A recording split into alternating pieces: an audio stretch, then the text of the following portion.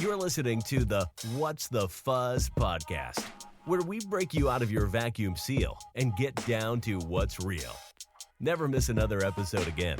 Subscribe to us on Apple Podcasts, Google Podcasts, Spotify, or wherever you listen to your favorite shows. And now, your host, Reiner. Hey there, my lovely listeners. It's time for another episode of What's the Fuzz? Brought to you by your one and only hybrid half-wolf, half-dragon host. Thanks so much for tuning in. And if this is your first time watching, hey there, nice to meet you. It's September 6th, 2020. And today I've brought on Verse. Hello. I'm Yo, Verse. what's nice up? to meet you. We're going to be talking about the BLM protests and if they're as bad as the media makes them seem. I don't have a big preamble to get into today.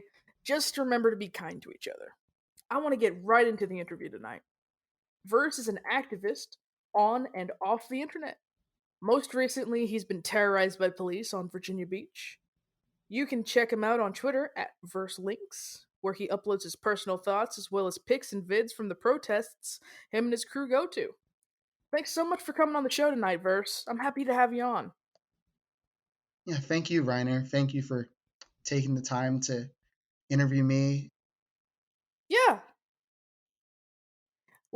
I've always been interested in what the actual people that have gone out to the protests, what their ideas were and what they thought about things, because the perception the media gives off and the things people say about the protesters, etc., has skewed things to turn more negative as of late. And I want to give people the peace of mind that that's not how things actually are. So before we get into the meat of the interview tonight, I wanted to ask an icebreaker question. Do you think Trump's going to win the election? I'm just kidding. No. That would not be a great place. That would not be a great place to start the interview off. No, but seriously. Do you ever get stuck in a doom scroll loop on Twitter or anything like that? Yeah, I do get stuck in just scrolling on Twitter for hours and hours and hours on end, and just my parents just wondering, oh, what are you doing, Verse? Like, what are you doing?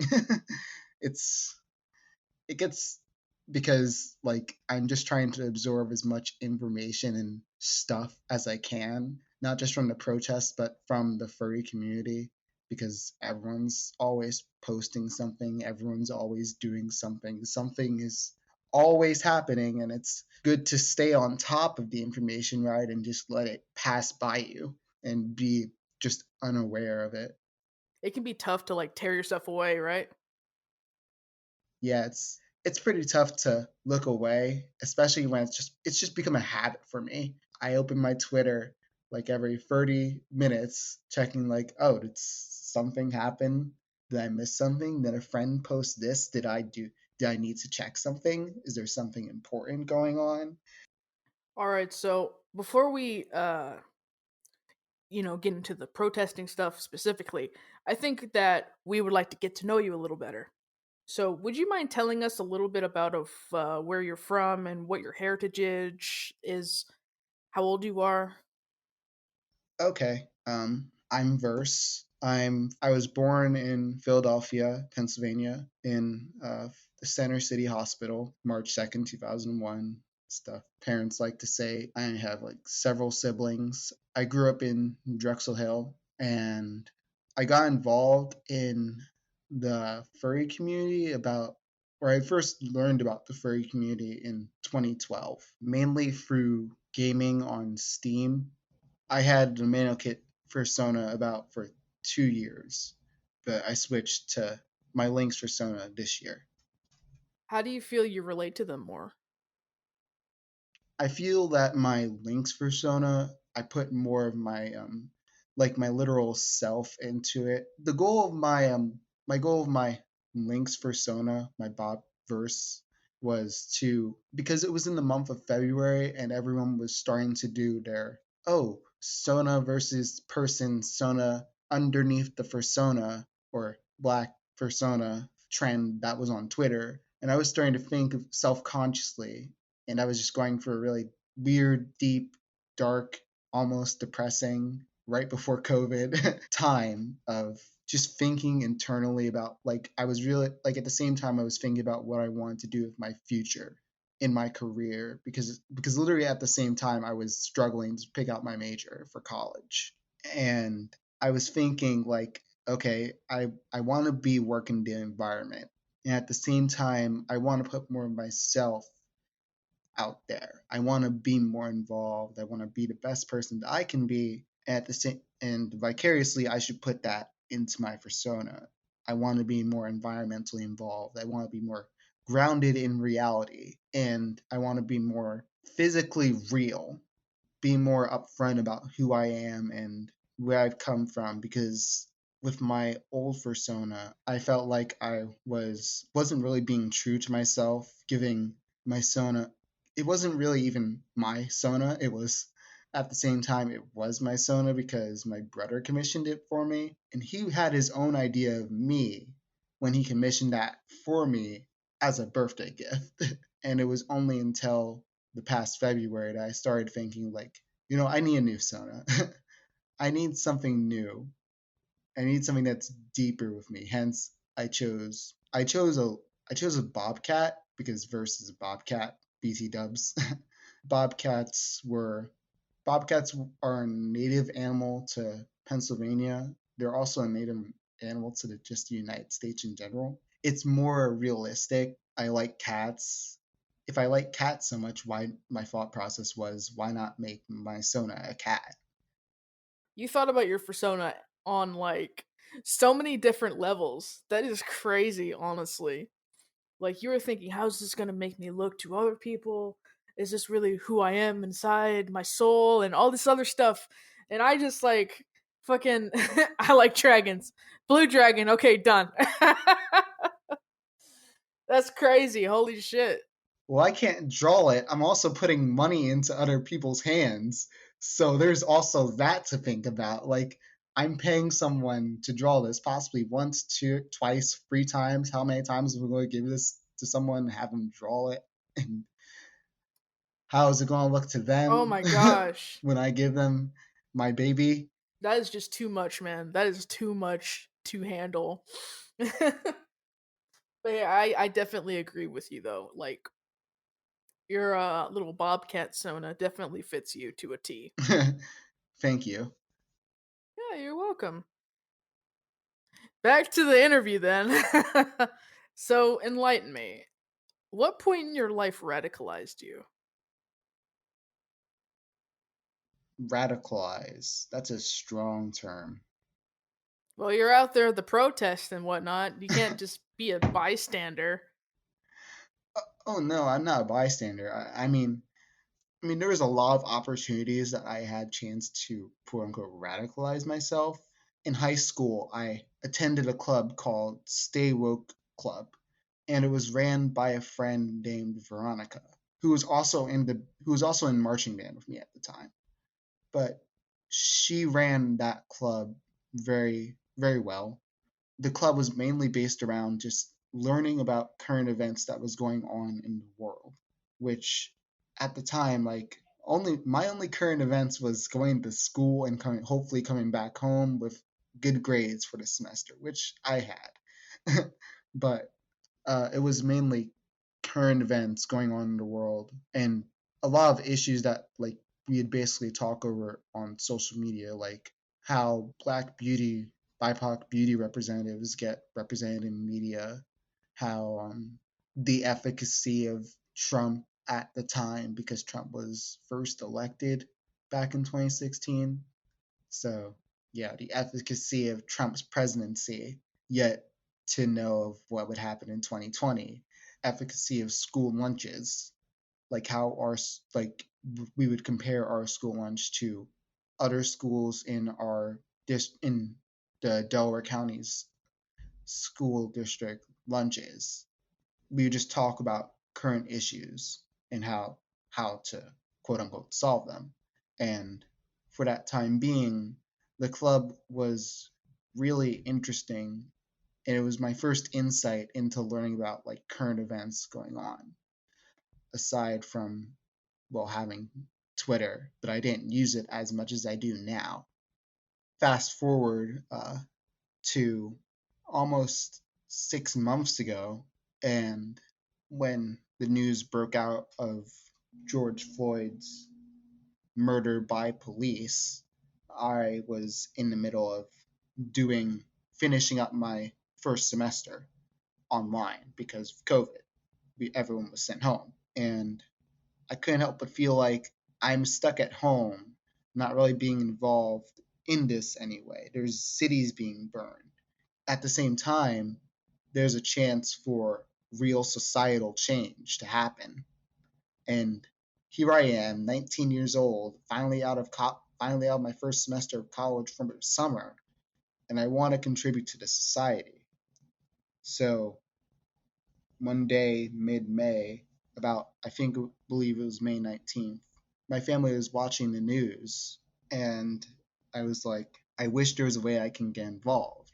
And my mom keeps telling me about this one person named Kyle who took her spot working in the Democratic office in our area for our district.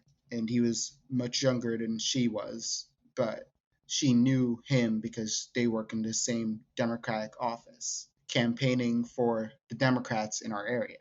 And so I want to get Trump out of office, so I get into contact with Kyle. And Kyle gets me into contact with the group that he formed called UDTJ. UDTJ standing for Understanding, Devotion, Truth, in Justice. And we linked up over Facebook Messenger. I got to meet a lot of it was a very small organization, like very, very small. There's literally four of us. I meet the two other members that I didn't get to meet. So it's just Kyle and my two friends, BJ and Diamond. And we are getting together and we're talking about like what we can do as an organization in the future upcoming like weeks to because in our area we realized that there was never really any forms of activism ever done because our area has been relatively just peaceful. It's never had to deal with any form of, say, political differences coming out on the streets and people demonstrating those feelings out on the streets. So we get together as a 4-person group and we plan out our first march. Sadly, I wasn't able to make it because I had an interview for my job the same day. But they planned, or I had work that day, but they planned out the march and carried it out. And just, I was like, I need to be there at the next march. Like, I can do this. I can help you guys. I want to help. So they're like, okay, Verse, let's go to the march. We're marching from here to here. We're going to stop here and have a whole circle of we're going to have a few speakers. Then we're going to march from here to here in front of the police station, take a knee, and then we're going to march back around. So that's what we did. It was our first. So these things are like planned out. Yeah, we plan out a lot of our protests. How many days in advance? About a week, 2 weeks, possibly sometimes. Oh, wow. I went to our first large march, which was the one of the recording that I posted onto Twitter, which got a lot of recognition, not just from the fandom, but also from just random people. And which city was it? It was in Drexel Hill. So it was in my home. Okay. My hometown. We live right outside of Philadelphia. Like right over it's right outside of West Philadelphia. So it's like a suburb? Yeah, it's a suburb. It's a suburb going into an urban environment. So your organization like marched around this little suburb and actually got a crowd of people to come and join in. Yes.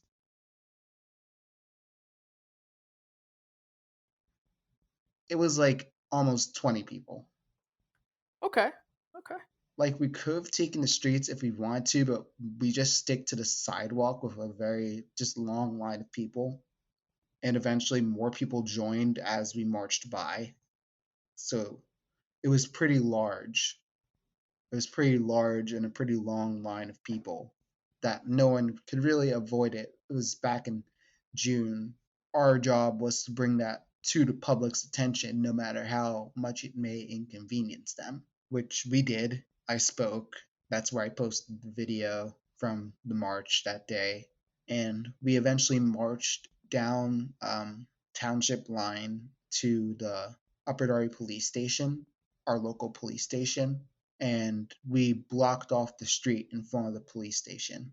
And thankfully, the whole cars stopped, but also with the slight help of the police because they were also helping us for some weird reason. Mainly, I'm guessing because it was in the public interest of the police not to make themselves look bad, which would be a somewhat trend to follow in the next few protests that we would sort of have in our town. But yeah, it would be because it'd just be spying on us in cars every now and then.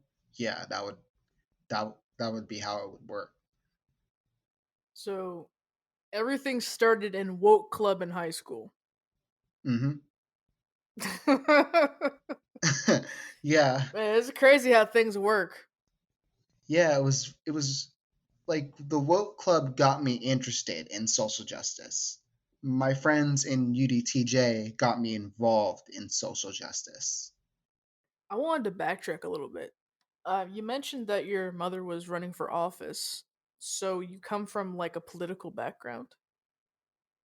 I come from a somewhat political background. She wasn't really running for office. She was working in the Democratic Party under the Obama administration when Obama was running for president. She was working with the local Democratic Party to get Democrats elected in our local district.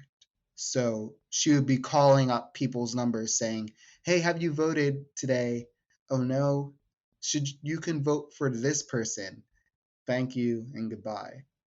Oh, she would do that. Okay, yeah. Yeah, she would do that. uh, yeah, it's pretty crazy. Well, that's more activity than most people do in their day-to-day lives. Like most people just don't vote or care or whatever, you know. They just like want to sit at home and play games and eat hot chip and die, that kind of thing.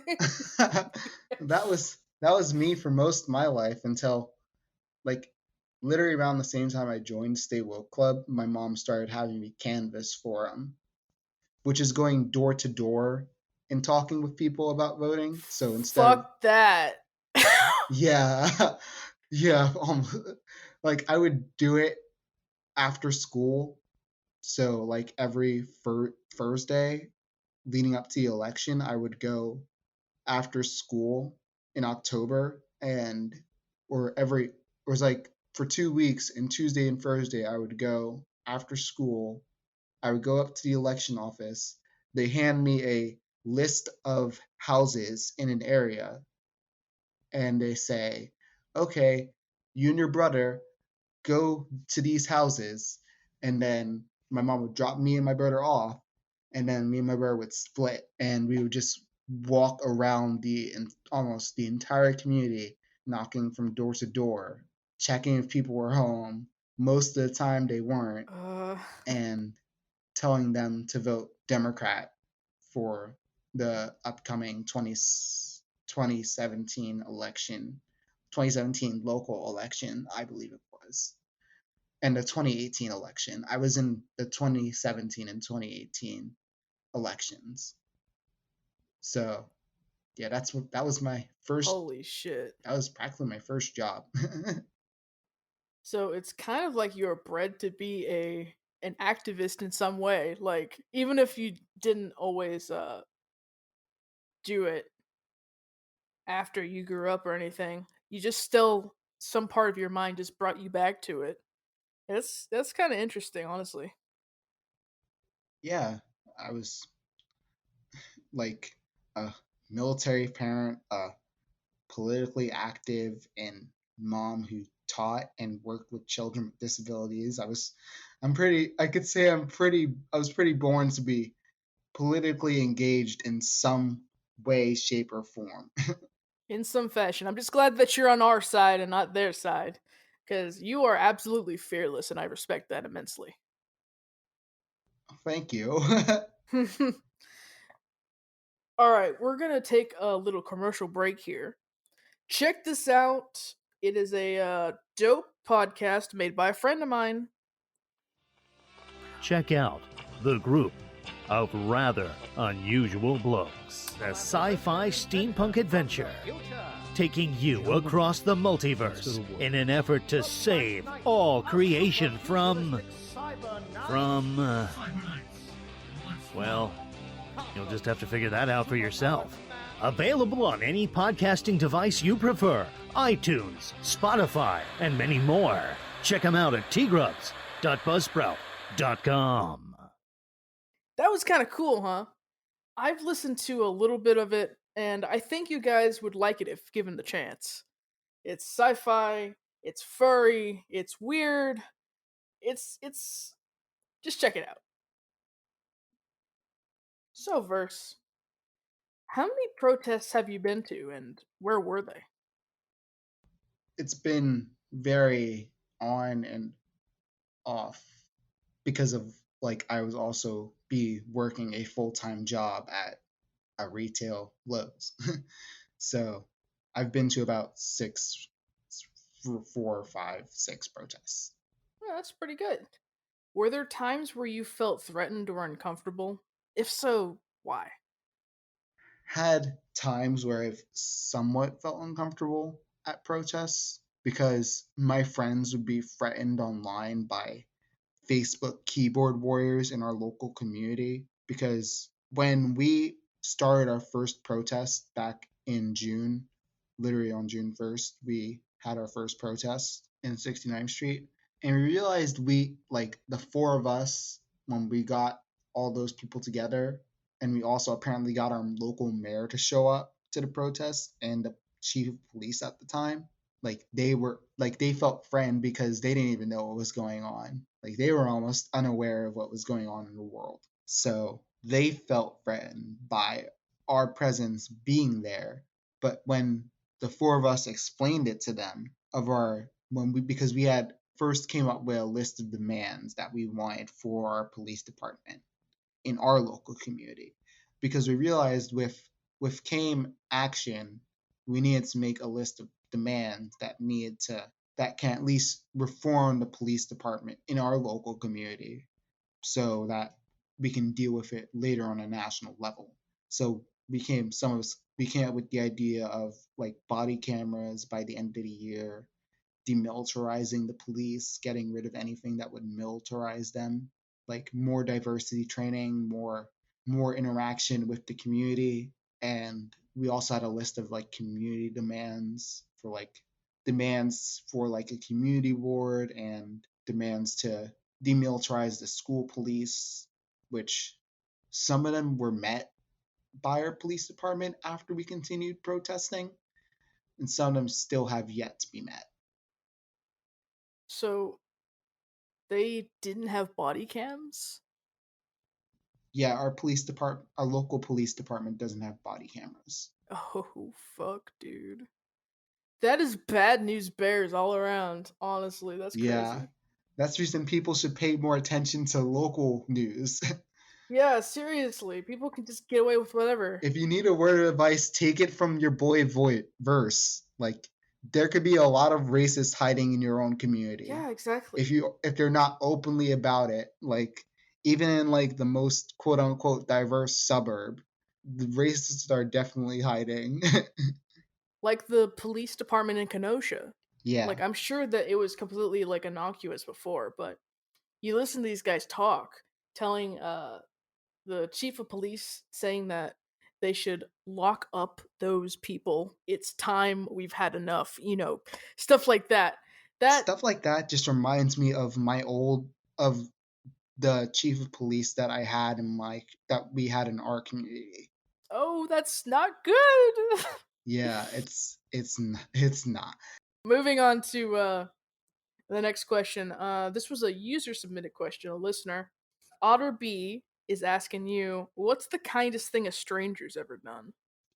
First had a incident where a Karen person who we knew who was on a Facebook community page who hated our group came out and called out my friend who had been very vocally active on that Facebook page. And they got into an argument across the street from one another. So like the Karen standing on one side of the street, my friend is standing on the other with our Black Lives Matter sign. Because we're just standing on the streets letting people know Black Lives Matter. So I don't want to see my friend get berated. And also I'm tired of seeing this Karen here. So I'm gonna go fuck it and go confront her over there, trying to get her to shut up and just walk away because there's more of us here than there are of her. And then out of nowhere, these two black men come out of a convenience store that was right in behind where she's standing. And suddenly they come out like saying, yo, fuck Black Lives Matter. I'm like, okay. And they're also defending this woman despite not knowing who she is. But I doubt that they even give a second thought because at the end of the day, they were just out there to protest against us. So now this Karen has these two black men backing her, and she sees it as an opportunity because now they're arguing with us to leave. Uh, Two black guys are saying that their lives don't matter? Oddly enough, yeah, it's a weird long conspiracy theory that Black Lives Matter is in the black community, that Black Lives Matter is a larger funded corporate organization run by LGBTQ and pedophiles. Well, I don't. I've heard it was a terrorist organization. I don't know why they're lumping LGBT and pedophiles together. It's a little weird, but yeah. It's weird. It's weird. It's very anti LGBTQ. Yeah, that sounds like a QAnon kind of conspiracy kind of shit. Jeez, okay. But sadly, it's very largely believed in the black community. That's fucking awful. I'm kind of trying not to think about that. So these black guys were arguing with you and your group then?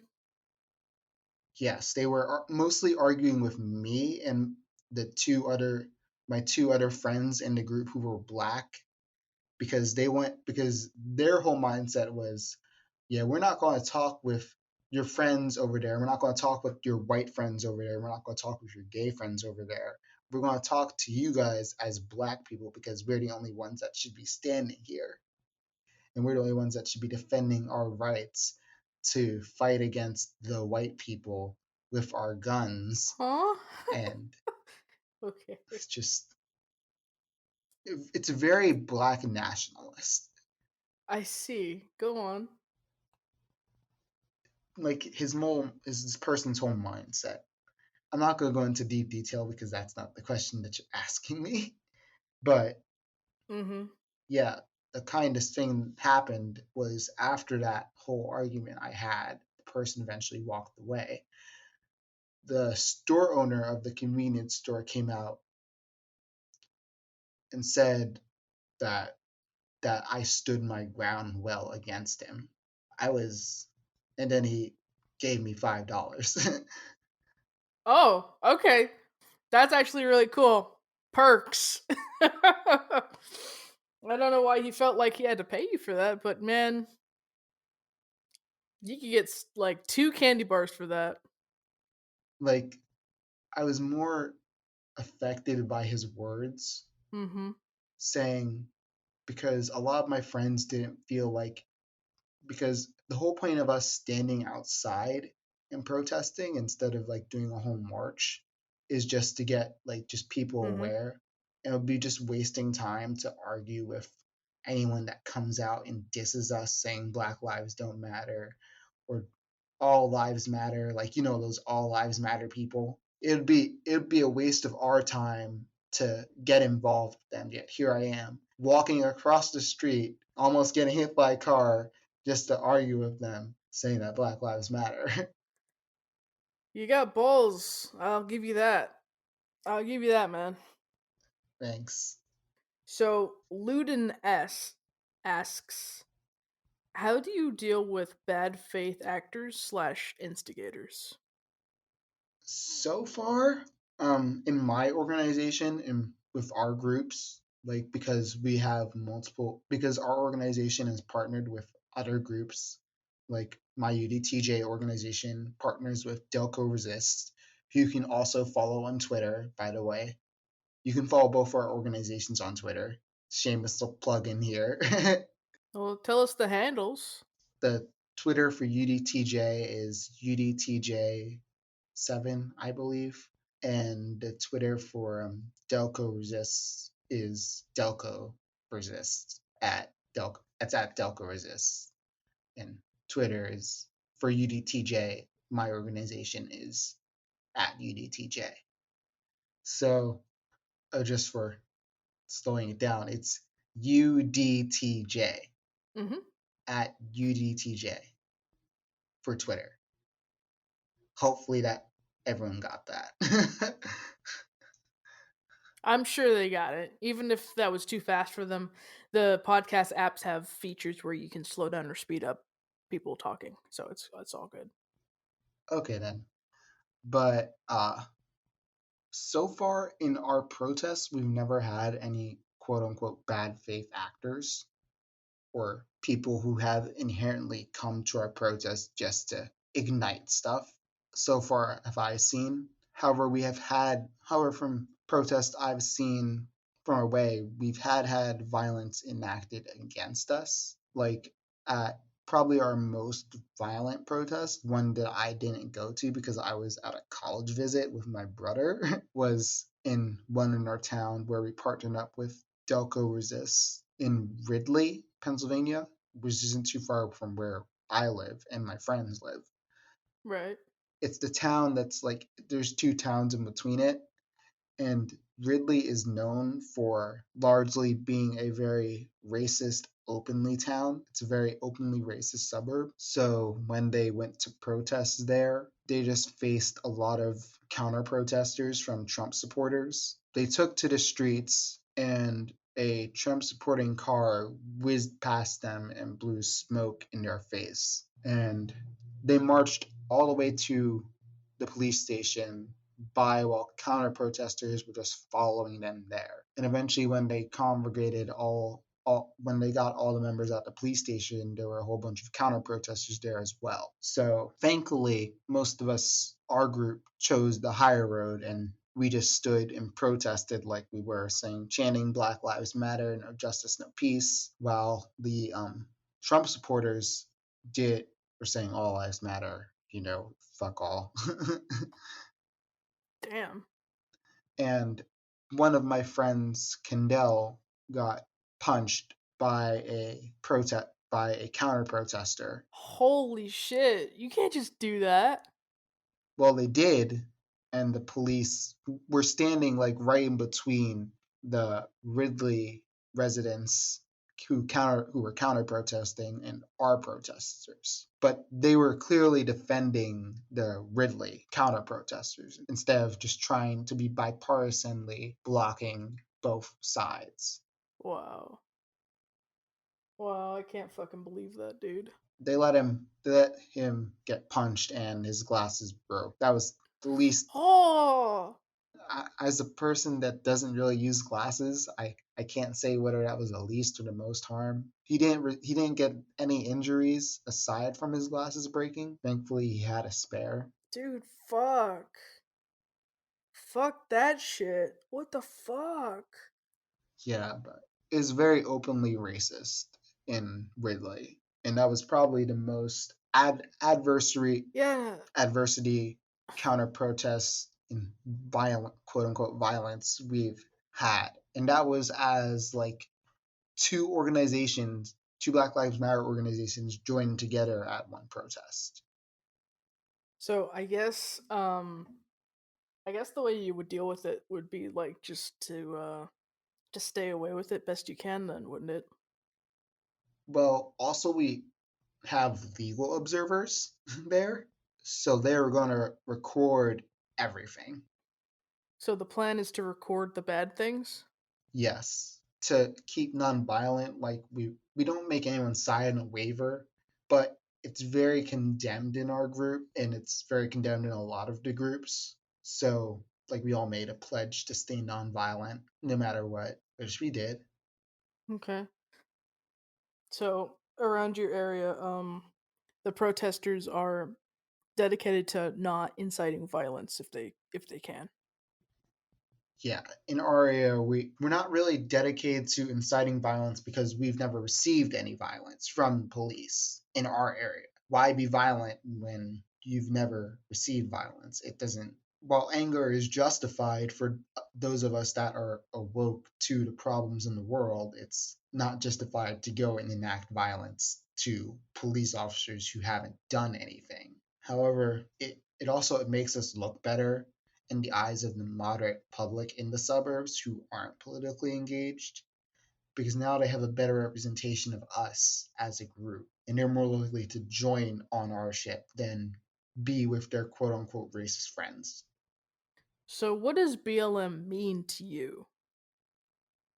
Black Lives Matter means to me that I would go with the standard definition of saying that all lives matter, but Black lives are in need. It's a way of saying to our Black brothers and sisters and non binary fan and two spirit friends that though we may not see it, that our lives matter to each other and to those outside of our group of a minority. And that we should stick together in a time of great adversity that we're facing and continue our fight for justice, because our fight for justice was never really finished. It was just put on delay about a generation or two. So you feel like it gives the community a sense of unity? Yes, I very much feel like it gives the community a sense of unity. It gives not just the Black community, but also like the white community who've always wanted to be more involved in civil rights, the chance to be involved now and actually learn more and get out of the racist habits that some of their friends may be involved in. So you feel as though it's an important step in true change. Yeah, I feel it's a very important step in getting more people involved and getting to learn to getting to teach more people why we are in where at the moment where we are right now in America and also all over the world, but mostly in terms of America with police violence against not just the Black minorities but also Hispanic, Latino communities, Native American communities, and all of the other racial, ethnic, and gender queer community. That police violence and systemic change must be enacted upon. Well said. We're on the final stretch of questions. Are you prepared? Absolutely.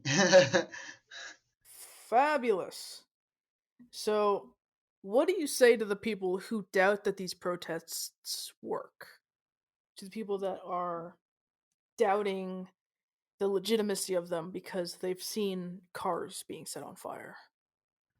Well, the media likes to portray that Black Lives Matter is just a movement of car fires and buildings being burned. For the most part, people forget why those buildings are being burned and why cars are being set on fire. Because a lot of people forget that for almost the 100th time, another, in a very linear trend, a Black person has been killed. So to that, I say it will never, like, yes, there are buildings being set on fire, and I fully condemn the violence, and I am saddened at the loss of people's jobs and people's buildings. I've had to deal with the inflow of a riot coming through South Philly where a lot of people lost their job at the retail store I was working at, and a lot of people had their jobs transferred to the retail store in my community to deal with the influx of that. So while the language of how some people are protesting is crass, you mustn't let that blanket your view of all protesters who are wishing for actual systemic change. It's because for the most part, my community has actually been able to make some positive changes. Like through our protest, we actually got rid of our community's policing SWAT car, and now they're actually taking into account of defunding the police, but we don't know how legitimate that may be still. And we were going to sit down with the police department, but the Upper Darby Police Department, they have never gotten back to us about that. So, and like planning a whole night where the community can speak with police officers on accounts of police brutality. So the anger it's justified. While your anger is justified against the anger of the protesters for protesting in the name of Black Lives Matter while setting cars on fire, just remember that it's valid, because for the longest time their community has probably haven't had a way to express that. That's all. Yeah, exactly. There's no right way to protest, really. Because if you think about it, it has been like 400 years of oppression, and now it's coming to a boiling point with everybody on the brink of homelessness, disease, hunger. I mean, it's the perfect recipe for civil unrest, especially when the government is not meeting the needs of the people. And going beyond that, uh, pseudo executing people. It's the perfect recipe for a revolution, Exactly, exactly. which is what we need. A revolution, a change. Something needs to give Something does. in order for the Black community and just all communities to go into 2021 in the future truly not having to worry about the problems and fears of the past. Exactly. So, if you know someone who doesn't understand why these protests are happening, I'm hoping that someone like Verse, his story, his goals, his accomplishments can help you understand or help them understand better. Uh, because it is a big risk to go out and do these things, but it is worth it to change it for the future generations and for the better. After all, people like to pull up MLK or, to a lesser extent, in for the white moderate at least, Malcolm X, right? The thing is about that, uh, Martin Luther King was shot, and it wasn't until he was killed that the violent riots afterwards actually made the them finally change things, like real actual change. It wasn't until after his death Exactly. there was change. We lost a lot of our leaders in our community because of the violence we that peacefully we kept on asking for. And Malcolm X openly almost encouraged the violence from our communities against our oppressors, because he realized that not everything can be achieved peacefully.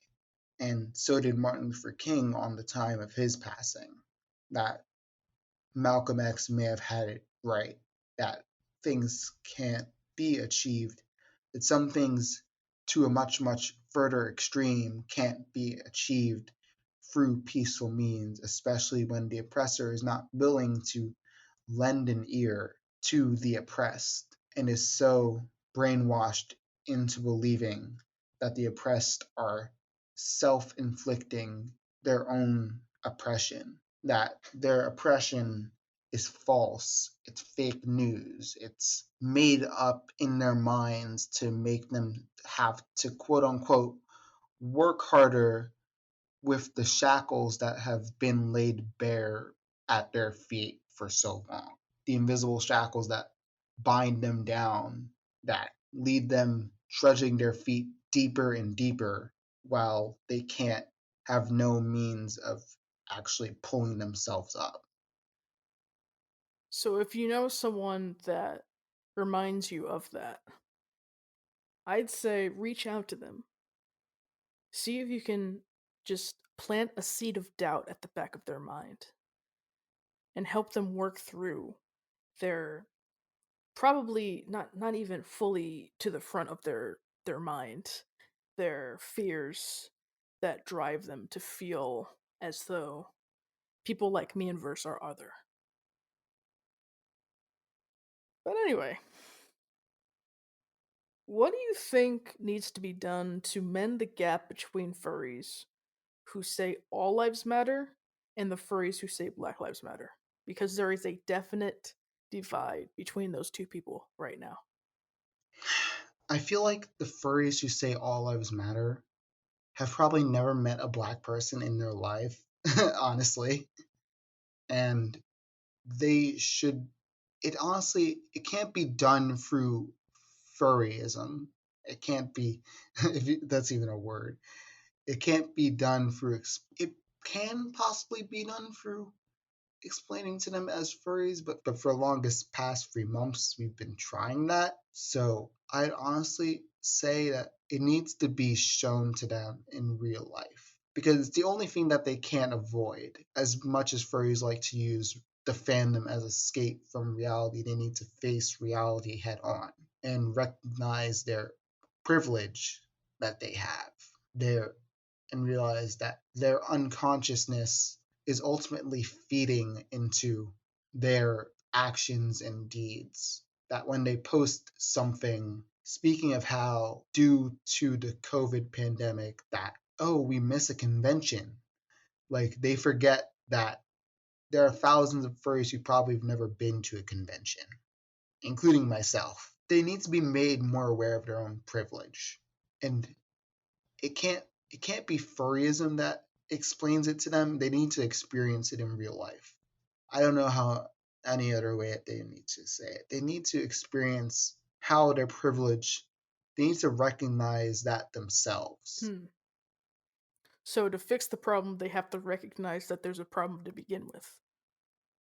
Yeah, a lot of these furries that I've seen just scrolling through Twitter that I've seen made all sorts of posts and threads about on why it's bad on Twitter have just come off of just either unaware, they are aware and they're just racist, or they just really don't care. But if they are aware or they're just unaware, they need to be made more aware of how their actions affect the community at large, how their silence affects the community at large, especially these fursuiters who especially some who refuse to use their platforms as a means to speak upon the issues that plague larger communities that aren't their own.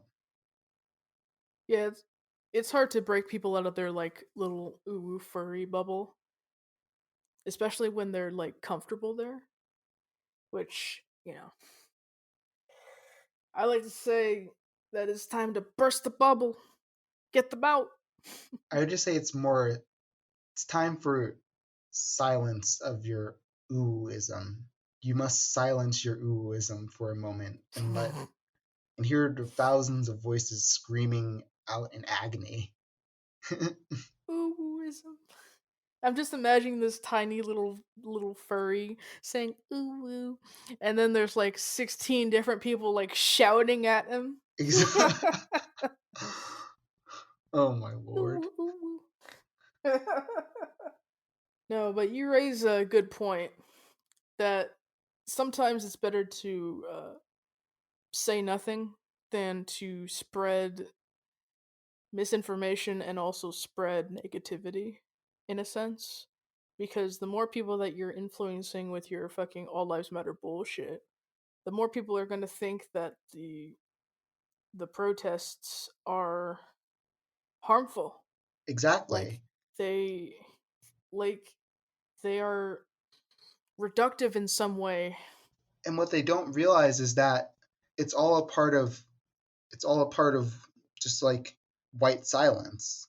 Like it's all a part of just being unconsciously racist that we are taught in this country. It's stuff like that you read about in the 1619 Project, which is a good read, by the way. It's a good podcast, a really good one.